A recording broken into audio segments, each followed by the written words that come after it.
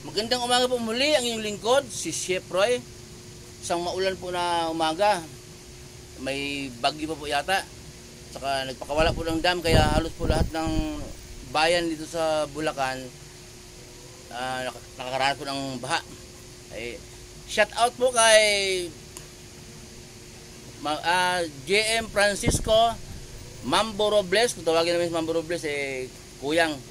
Shout out din sa kasamahan namin dito sa Dels, helper namin si Dexter S. Lucas. Condolence bro, kasi po yung bunso niyang kapatid na dalagita namatay po kahapon na nalunod sa baha.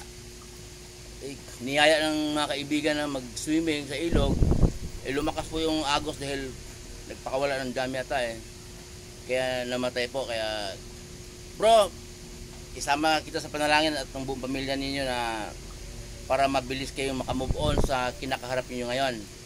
Kaya po ang mga anak po ninyo, ingatan po ninyo na huwag pong maligo sa baha kasi baka mauntog o mapulikat, hindi na makalangoy, yun po, malulunod. Minsan po napanood ko sa FB po na saka sa YouTube, may nagdidebate po, mga naka-Amerikana, kumuha pa ng binyo, Aranita yata yung kinuha nilang binyo. Ang nagdidebate po, ang pinaglalaban ng isa, sabi na noon daw hinuli ang ating Panginoong Hesus, tumakas daw ang lahat ng alagad at walang natira. Yun namang kabilang, yung kalaban naman, kabilang panig naman, hindi raw totoo yun. May natira daw, kaya sinulat may nagsulat, may natira. Didebate sila hanggang sa nagsisigawan. Tapos po, yung mayroon pong nagtanong sa akin na, si Proy, bakit gugunawin ng Diyos ang lupa at langit? Samantalang nilikha naman niya yun. Sabi ko, nilikha nga niya yun, pero nakita ng Diyos na tayong lahat ay naglalakad patungong impyerno, hindi sumusunod sa kanyang kalooban. Kaya sa ngayon, ang Diyos at ang mundo magkalaban, parang galit ang Diyos sa mundo, makamunduhan, magawain natin. Yan. Kaya kung gugunawin niya, papalitan din naman niya yon. Mababasa natin sa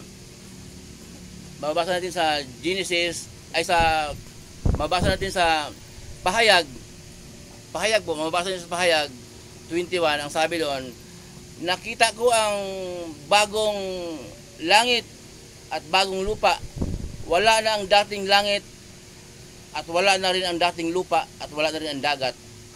At nakita ko ang banal na lungsod, ang bagong Jerusalem na bumaba mula sa langit, mula sa Diyos. Sabi naman po ng nakakarinig sa akin, hindi raw po literal na wawasakin ang Diyos ng Diyos ang daigdig, ang lupa at langit. Hindi literal na wawasakin ng Diyos, kundi yung salita na yun, patakaran daw, babaguhin ng Diyos. Hindi naman talaga ugunawin. Pero ganito po yun sa akin naman kato po doon, kasi po hindi tayo pwedeng tumutok doon na tutukan natin doon, ipaliwanag natin, magdidebate. Gaya po nung isa nagdebate na may natira ba sa mga alagad at Panginoong Hesus nung hulihin o tumakas ba lahat. Hindi po yun aral kwento po yun. Nakalimutan na po. Sige po, yung iba binasa niya ang buong Biblia mula Genesis hanggang Pahayag, tapos minimorize, kinarer, ginamit sa debate, ang galing na sa debate. Pero ang mahalaga po, ang ating Panginoong Hesus na siya ang tagapagligtas. Ang dugo ng ating Panginoong Hesus, yun ang maghugas sa ating kasalanan. Ang dugo ng ating Panginoong Hesus, yun po ang maghugas sa ating karumihan. Ayaw ngayon kung bakit pagbulay-bulay natin yun, ano ba ta? Ipaliwanag niya, ipaliwanag ko rin na papalitan ng bagong langit. Wala na yung dating langit, dating lupa, wala na, alis na ng Diyos. Hindi natin tutukan yun dahil baka naman pag ginawa ng Diyos yun nasa impyerno tayo. Dito po tayo tumutok sa Jesus ang tagapagligtas. May babasahin po ko para sa inyo. Sa John 3:16. Pakinggan po ninyo, napakaganda po nito. Ganito po ang sabi sa John 3:16. Sapagkat gayon na lamang ang pag-ibig ng Diyos sa sangkatauhan, kaya't ibinigay niya ang kanyang kaisa-isang anak upang ang sinumang sumasampalataya sa kanya ay hindi mapahamak kundi magkaroon ng buhay na walang hanggang. Ayun po. Pinadala ng Diyos Ama ang kanyang anak na ating Panginoong Hesus. Diyos din yon, Panginoong Hesus. Nagkatawang tao siya para magkaroon ng dugo.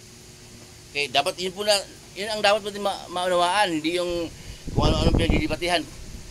Kasi po ang dugo po, mahalaga po yun. Kasi po yun ang panghuhugas sa ating mga kasalanan. Kasi kung espiritu siya darating dito, wala pong dugo. At kung espiritu siya, magsalita siya na hindi nakikita. Kaya magkatawang tao po talaga dahil mangangaral sa tao. Kaya po, nagkatawang tao. Yung sa Old Testament po, binago na ng Diyos yun, yung para mapatawad ang mga kasalanan ng tao, magkatay ng hayop. Ang dugo ang panghahandog, yung magpatawad sa kasalanan. Depende sa laki ng kasalanan. Pag malaki ang kasalanan, turo, o kambing, o maliit na kalapate, maliit na kasalanan. Kaya po, ang ating tutukan po, yung kalooban ng Diyos Ama na makapangyarihan sa lahat. Ano bang kalooban ng Diyos Ama na makapangyarihan sa lahat? Ang sundin po ang turo ng ating Panginoong Hesus. Ang sabi po doon sa Mateo 17:5, ito ang minamahal kong anak, na lubos kong kinalulugdan, pakinggan ninyo siya. Yung sinasabi ng anak, si Hesus. Ang salita naman, ang Diyos Ama. Talagang pinagbilin sa atin na sundin natin ang ating Panginoong Hesus. At may babasahin po ako ulit. Pakinggan niyo po, napakaganda po nito. Pero tsak na alam po ninyo to. Sa John 14, ito po, salita ng ating Panginoong Hesus. Ganito po, John 14, umpisahan ko po sa 1. Huwag mabagabag ang inyong kalooban. Sumasampalataya kayo sa Diyos. Sumasampalataya din kayo sa akin. Sa bahay ng aking Ama ay maraming silid. Kung hindi ito totoo, sasabihin ko ba sa inyong pupunta ako roon upang ipaghanda ko kayo ng matitirhan? At kapag naipaghanda ko na kayo ng matitirhan, babalik ako at isasama ko kayo upang kayo'y makapiling ko kung saan ako paparoon. At alam na ninyo ang daan patungo sa pupuntahan ko. Sinabi ni Tomas, Panginoon, hindi po namin alam kung saan kayo pupunta. Paano namin malalaman ang daan? Sumagot ang ating Panginoong Hesus, ako ang daan at katotohanan at ang buhay. Walang makakarating sa Ama kundi sa pamamagitan ko. Tama po? Si Jesus ang daan, hindi yung debate na pagalingan sila. Ito po, wala na tayong pagdidebatehan dito kasi yun talaga ang sinabi ni Jesus eh. Siya ang daan. Hindi niya sinabi na yung mga santo na yan, daan niya, lumuhod kayo dyan eh. Oy, San Joaquin, San Martin, ipanalangin mo kami sa Diyos, dahil malakas sa Diyos. Hindi niya tinuro yun. At ang turo po natin Panginoong Hesus, yun po ang ating ipamumuhay araw-araw. Yun ang bilin ng Ama. At yung pong mga salita natin Panginoong Hesus, ang nagsabi po noon, ang Diyos Ama rin makapangyarihan sa lahat. Yung turo natin Panginoong Hesus. Sinabi ni Hesus na, hindi ako nagsalita para sa aking sarili. Ang sasalita daw sa Kanya, yung nagsugo sa Kanya. Di yung Diyos Ama. Hindi ang nagdidikta sa Kanya kung ano sasabihin niya. Kaya po, ang turo natin Panginoong Hesus po, yun po ang ating ipamumuhay araw-araw. May maturo siya na kapag nanalangin kayo, humiling kayo sa Diyos Ama sa aking pangalan. O pangalan niya. Okay? Hindi pala pwedeng rektahan. Kasi nga, sinurkat na ng Diyos Ama kasi na ang ating Panginoong Hesus, siya ang daan. Sinurkat na eh. Hindi katulad ng mga sa Old Testament, magkakatay pa ng mga hayop. Sinurkat po kaya ang ating Panginoong Hesus, ang ating pong pakinggan, ang kanyang turo. Hindi po tayo maliligaw. Sa Bible po yun. Pero yung iba dyan, mga pagdating na sa mula nung mga Genesis, mga ano po yun, mga lipas na po yung patakaran noon, lalo yung kay Moises.